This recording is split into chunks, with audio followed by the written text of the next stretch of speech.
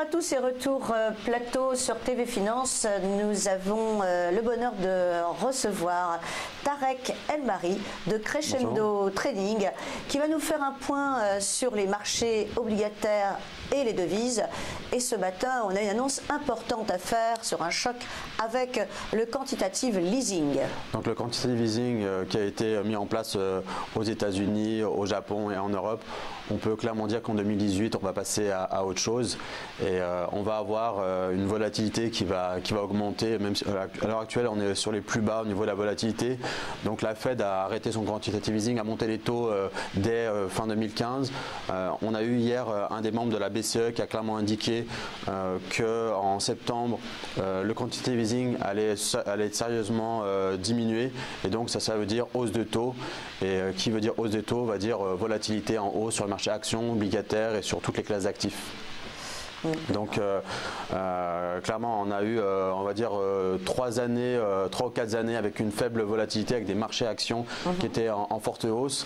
Je peux dire clairement que ça c'est terminé. On a une tension sur les taux, on a le marché allemand, le Bund et l'OAT à 10 ans qui remontent clairement depuis plusieurs mois.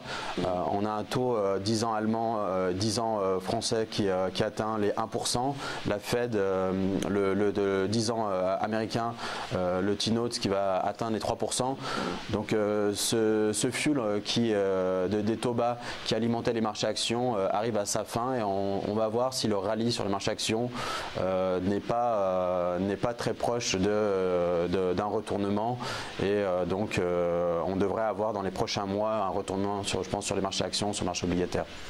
Beaucoup de volatilité donc. Oui, exactement, beaucoup de volatilité et surtout des niveaux de valorisation sur les marchés actions qui sont au plus haut. Donc on est vraiment, on parle souvent de la bulle sur les cryptos, mais en fait sur le marché actions et sur le marché obligataire, on est aussi sur des niveaux de valorisation extrêmes. On n'a jamais connu des taux aussi bas, on n'a jamais connu une valorisation sur les actions aussi élevée, hormis en 2000 sur la bulle Internet. Donc tous les gérants actuellement pour l'année 2018 sont plutôt dans une optique d'essayer de limiter la casse en cas de forte hausse de taux. Et ce n'est pas les propos hier de monsieur Ardo Hansen qui vont rassurer. C'est pas très rassurant. Exactement. Lui, il a clairement indiqué qu'en septembre, si l'économie continuait à bien se porter, il n'y aurait plus de rachat de dettes. Et donc, ça veut dire qu'on va arriver en fin 2018-2019 sur des relèvements de taux en Europe. On va avoir 2 ou 3 relèvements de taux aux États-Unis. On a au Japon le même son de cloche. Donc clairement tout le monde a peur des effets des hausses de taux qui vont arriver et ralentir considérablement exactement. Donc cette belle croissance qui commence à reprendre. Donc il y a la croissance est actuellement très bonne dans tous les pays industrialisés. Après on va voir si la Fed, enfin toutes les banques centrales vont bien gérer ces hausses de taux et vont pas faire comme en 87 où elles ont remonté les taux trop fortement et ce qui avait créé un krach boursier en octobre 87. Donc il y a pas mal de gérants, d'asset managers, de real money qui sont assez patients sur le marché action et qui se disent est-ce que c'est pas le moment de commencer à sortir du marché action. Donc clairement on le voit sur le graphique, il y a, depuis 1880 c'est la 3e fois où on atteint donc avec le ratio des price earnings, donc qui permet de voir le niveau de cherté en fait, de valorisation des marchés actions. On a dépassé le niveau de 1929, donc ça rappelle des tristes souvenirs. Oui, ça. Et la seconde fois où on l'a dépassé, c'est en 2000. Qui était le 2e crack des dot-com. Donc clairement on est dans une zone assez délicate de tension.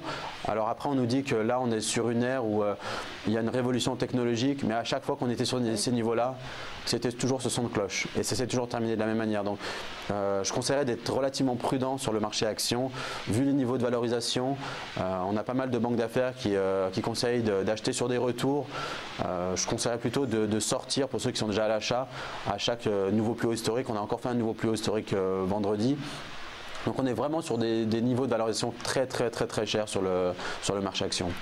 D'accord. Le conseil, plutôt sortir alors. Exactement. En tout cas, exactement. Pour ceux qui on a ne connu pourraient pas supporter une très grosse perte. Exactement. Dans le cas de récession, de correction, généralement les marchés actions c'est entre 20 et 40%. Donc il y aura peut-être encore un upside, encore quelques pourcentages de hausse dans les prochaines semaines. Mais si on a un horizon de temps de 6 mois à 1 an, il y aura forcément une correction qui va arriver. De la même manière qu'on a eu sur les cryptocurrencies, où on a eu une hausse sur les dernières semaines du mois de décembre qui était relativement importante, et puis après on a une correction de presque 40%. Donc en fait, quand on fait du trading, quand on fait de la gestion, il faut anticiper. Et là, c'est le moment de se dire, on a eu des très fortes hausses sur le marché actions ces dernières années. Et à un moment, il faut encaisser ses gains, il faut sortir du marché. Take the money and run. Exactement, take money and run, c'est exactement le conseil que je donne à tous ceux en tout cas qui sont investis et qui ne peuvent pas encaisser un drawdown, une perte de 20 ou 30% sur leur portefeuille. C'est ça. Vaut mieux sortir maintenant que de sortir quand le marché aura perdu 20 à 30% et que l'ambiance sera négative, parce que quand il y a un drawdown ou une baisse des marchés de 20-30%, tout le monde voit noir. Et on a un petit peu du mal à y revenir, surtout, voilà, parce qu'on a vu ce qui s'est passé pendant la crise. Ceux qui avaient beaucoup perdu, aujourd'hui, ont beaucoup de difficultés à revenir en bourse. Oui, ce qui est normal. On préfère investir dans la pierre. Voilà, en 2008-2009, on a eu une baisse de presque 40-45% en 1 an, 1 an et demi.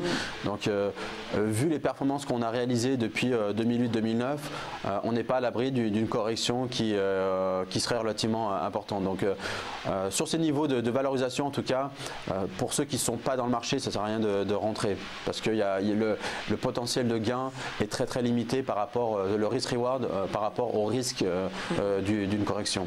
Donc sur le marché action, ou alors il faut être sélectif sur des titres qui peuvent faire l'objet d'OPA ou autre. Oui. Ça peut être l'occasion de rentrer. Par exemple. J'ai pas de titre en tête, parce que par essence une OPA, on ne sait jamais quand ça va arriver, mais dans la technologie, ils ont énormément de trésorerie. Donc là déjà il y a des pépites qui peuvent attirer l'attention. Observer le marché, être un peu attentiste. Comment? Observer le marché en ce moment, être un peu attentiste. Voilà. Et attendre des replis. Et attendre le coup à jouer. Voilà, exactement. Mais si on investit par exemple sur des trackers ou sur des indices, là pour le coup il y a plus de sens à rester investi, ou alors diminuer son exposition au marché action. De l'autre côté, le marché obligataire aussi est sur ses plus hauts, c'est pas exactement ses plus hauts historiques, parce que c'était plutôt l'année dernière qu'on a touché les plus hauts historiques, mais la rentabilité est très faible. Donc quand on est un gérant, on a soit la possibilité d'investir sur le marché obligataire, soit le marché action.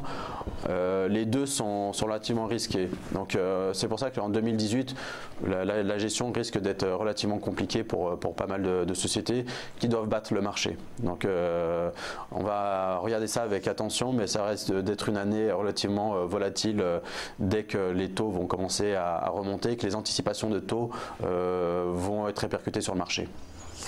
D'accord, écoutez, merci infiniment vraiment pour toutes ces informations, Tarek, parce qu'effectivement on en apprend sur TV Finance. Tarek Elmari de Crescendo Trading qui nous a fait un point sur les marchés obligataires, sur les devises, sur les quantitative leasing, et qui nous demande d'être très prudent donc en ce début d'année.